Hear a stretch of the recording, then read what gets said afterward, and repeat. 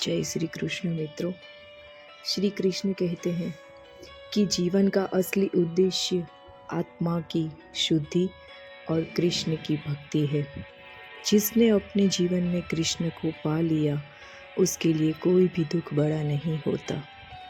कृष्ण कहते हैं, जब सारी दुनिया तुम्हें ठुकरा दे तब भी मैं तुम्हारे साथ हूँ सदा के लिए।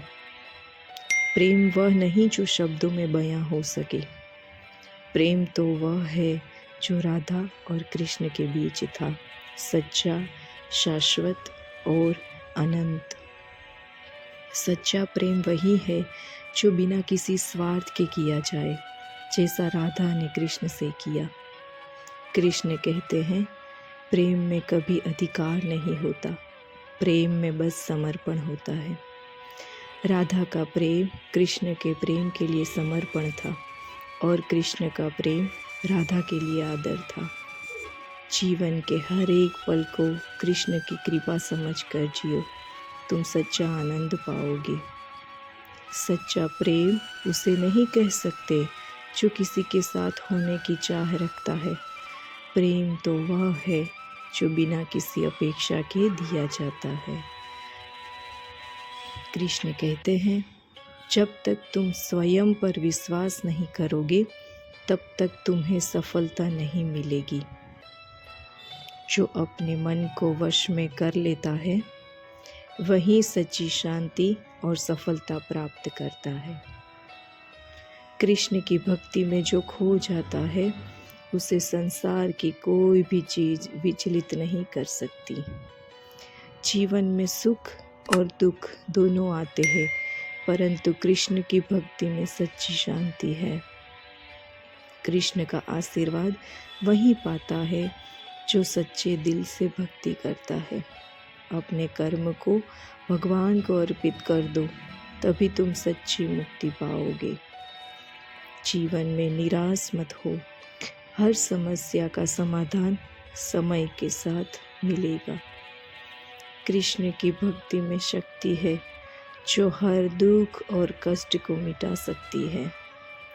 भक्ति का मार्ग ही सबसे श्रेष्ठ मार्ग है जो सीधे भगवान कृष्ण तक पहुंचता है। कृष्ण की भक्ति में खोने वाला व्यक्ति संसार की सारी चिंताओं से मुक्त हो जाता है। कर्म किए जा, फल की चिंता मत कर, यही जीवन का सबसे बड़ा सिद्धांत है।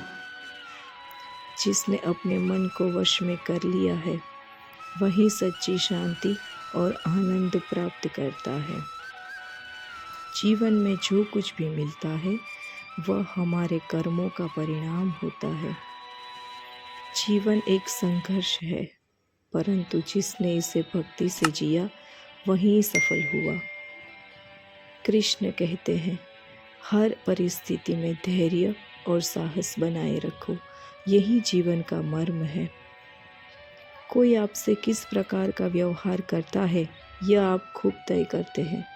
मसलन, जब आप अपने आप को असहाय और कमज़ोर समझने लगते हैं तो दुनिया भी आपको उसी नज़र से देखने लगती है। इसके विपरीत अपनी हर समस्या और परेशानी की घड़ी में मजबूती से खड़े रहने वाले लोग दुनिया के सामने भी एक मिसाल बन जाते हैं। इसीलिए लोगों की सहानुभूति पाने से बेहतर है कि खुद को एक मजबूत मिसाल के रूप में सामने रखा जाए। पर कुछ लोगों की आदत हमेशा चिंता में डूबे रहने की होती है, क्योंकि ऐसा करना उन्हें दूसरों की दया का पात्र बना देता है और वह अपने जीवन की सच्चाई को नकारते हुए बाकी लोगों की सहानुभूति में अपना सुकून तलाशने लगते हैं, जो बिल्कुल ठीक नहीं है।